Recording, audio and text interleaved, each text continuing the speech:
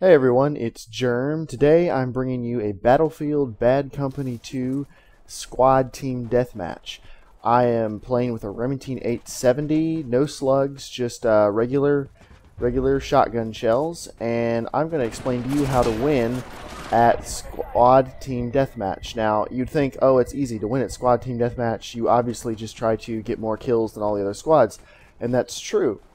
But the different thing about Battlefield Bad Company 2 and different thing about the Battlefield franchise in general is that they always try to make everything so you're not just running back and forth shooting people. There's always an objective. There's always something to make the situation more complicated and more fun.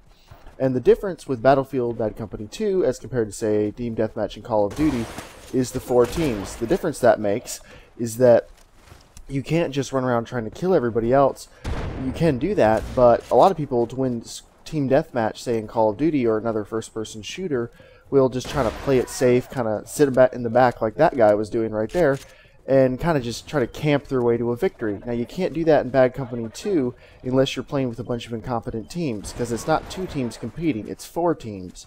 So if your team decides to play it safe, then you're going to lose because one of the other 2 teams, or other 3 teams, they're going to all be competing against each other, and one of them is going to be more aggressive. So really, to win at Squad Team Deathmatch, what you need to do is just keep a close eye on your KDR. If you're running a positive KDR or your team is in the lead, be aggressive. Be super aggressive. That's what I'm doing right now. I'm using the Remington. It's really good for running in between buildings. I'm using lightweight so I can move a little bit quicker. And I'm using armor plating as my perk so that I can take a quick first shot. If someone even wings me with a shotgun or shoots me a couple times with a pistol, I can take a hit so that I can get the leg up on them. And I think the house killed me that time. But as long as you have a positive KDR, everyone on your team has a positive KDR, or your team has got a decent lead, be aggressive. Run all over the place, try to get the jump on them, just keep the pressure up. But if you start getting a negative KDR, or if your team starts to fall behind a little bit, maybe you're in 2nd, 3rd place, maybe if you're in 4th place, you need to start playing a little more conservatively, maybe camp a little bit more, try to get it a little more positive. Right here, the tank sees me before I could detonate the C4, which is unfortunate. I thought I was pretty well hidden behind the window, but that turns out that's not the case.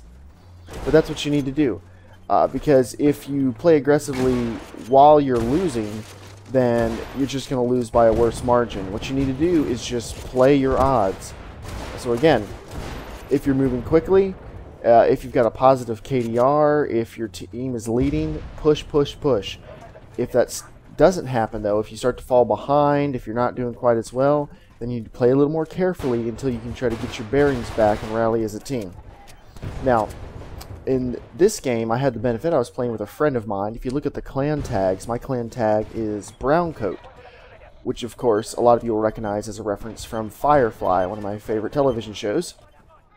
And there is another person with a Brown Coat clan tag. It's not an actual clan, we just put that in front of our names to keep track of each other. That's my friend Seed and Evil, or Seedy Neville, if you want to pronounce his username that way. But I actually just hopped into a game, and he decided to hop in with me, and we actually weren't using voice chat this whole time, we were just playing together. And so we're playing this Squad Team Deathmatch, and it helps having at least one other guy on my squad that I know is going to do a good job, that isn't going to play stupid, that's going to be careful. Because you don't always get that. Sometimes you get dropped into a Squad Team Deathmatch, or, well, pretty much any of the game types, and you just have a bunch of crazy people who are just running all over the place, willy-nilly shooting each other. And in Squad Team Deathmatch, you can really get a lot of benefit out of sticking together and playing it smart. So it really helps to have a good squad that isn't acting stupid the whole time. So I'm just going to let you watch this video, this gameplay, for a couple minutes, and I have some other things I want to talk about because this ended up being over 10 minutes long. As you can see, I sped a lot of the video up. Sorry the games are so long in Battlefield, but I enjoy them, so I hope you guys do too. Speaking of which, I've noticed something interesting on my videos. My videos that are Call of Duty videos are doing alright, but you all seem to really enjoy my Team Fortress and Battlefield videos a lot more. They're getting double, sometimes triple the view counts, which I found kind of interesting because those games aren't quite as popular as Call of Duty, but I think that might actually be the reason. There aren't a whole lot of people doing Team Fortress 2 or Battlefield commentaries. And I'm not doing these commentaries for any particular reason. I just really enjoy the games, and I enjoy trying to help people. I enjoy the whole process. I like figuring out how to do well in them and sharing that with other people. So I'm willing to do commentaries for pretty much any game. You know, I played more, as you guys know if you've watched my first video, I used to play a ton of Call of Duty in college. And then around Modern Warfare 2, I just kind of lost interest with the franchise, and that's about when I discovered Battlefield. I played Battlefield 2 and the expansion packs. My whole dorm, we had a kind of a LAN party a couple nights a week where we would get 6 to 12 guys playing. Some nights we'd have like 12 guys playing Battlefield 2 because it would run on pretty much any computer. So, you know, and it was so cheap because this was back in 2009 that anyone could afford to pick up a copy. So it was really great. And we would play for hours and hours and hours, and it was really awesome. So, oh, this is a really fun kill coming up right here. Hello. That's a little bit of a camper shot, but I don't mind because I've been moving around. I'm not camping, I'm monitoring.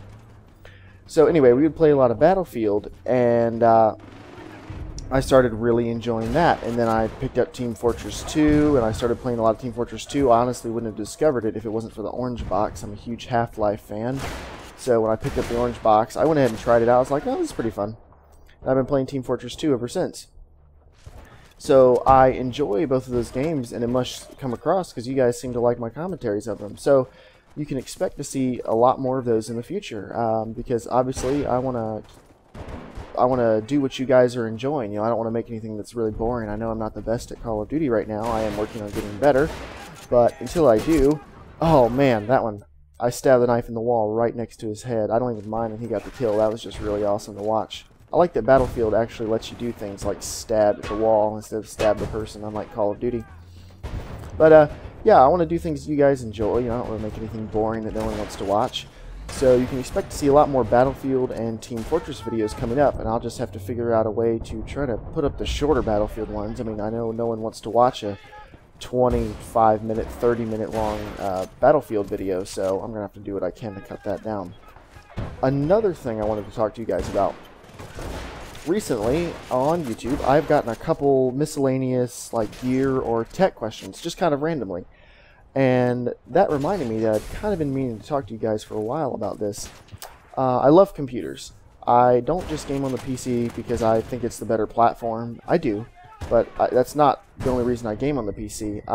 I am a graphic designer by trade, so I need a pretty powerful, pretty tough computer to use for graphic design.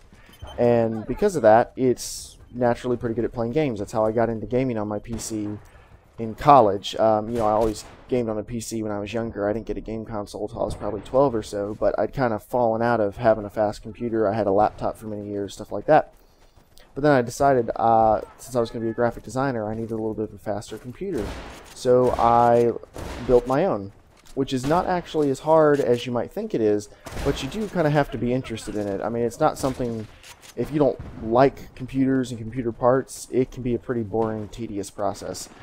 But I really enjoy them. I like computers, I like building computers, I like fixing computers, I like reading about the parts, I like pretty much the whole process, and because of that, I just naturally spend a lot of time reading about the latest computer parts that are available, the latest, whoa, he went flying through the air, the latest processors, motherboards, cases, you name it. And because of this, I am kind of the go-to IT guy for most of my family and friends. In college, I probably built 15 different computers for friends, family, you name them. I've built 2 or 3 different iterations of my computer. I keep upgrading it, of course, because everyone with a computer wants to upgrade. And I help a lot of people when they have computer issues. Now, I'm not saying that to say, like, I'm really awesome at computers or anything like that. I do naturally know a lot about them. That's just because it's something I'm passionate about. It's something I like researching. It's something I like doing. So I say all that to say this. If you are a PC gamer, or you just have a PC that you like to use a lot, and you have tech questions, gear questions, anything like that, and you're not sure where to go for the answers, I can probably help you. I've had most every line of NVIDIA GPUs. I've had pretty much every random type of ATI GPU. I've had Intel parts, AMD parts. I've had tons of different cases. I've done lots of different builds for people, modifications for people. I've got a pretty good handle on how to make a good computer today on a good budget and get it running screaming fast and playing all the games you want to do, or any of the work you like to do with it. And because of this, like I said, I'm kind of, my family and friends come to me a lot with questions, and I wanted to open it up to you all. If you have questions about upgrading your computer, fixing your computer, trying to get something to work properly on your computer, or the gear that goes along with it, keyboards, mice, gaming headsets. I've owned literally dozens of each of these things. It's just the way I am. I like going through them and seeing what I can do. So I wanted to open up to you all. If you have questions, I would love to help you answer them. I know a lot about the parts, and it's something I'm really passionate about. And again, I'm not saying that to say I'm a know-it-all or anything. I just want to help you. So anyway, this game ended off pretty well. I got 19 kills, 15 deaths. My friend Seed and Evil and I were, we were at the top in our squad, but our squad did pretty well. As you can see, it was really only us and one other squad who were really competing. The other ones, they kind of came and went at different times. Anyway, guys, if you liked this video, please like it. Please consider subscribing, and if you have any gear or tech questions, send them over to me, and I'll do my best to answer them in an upcoming video. Have a great day.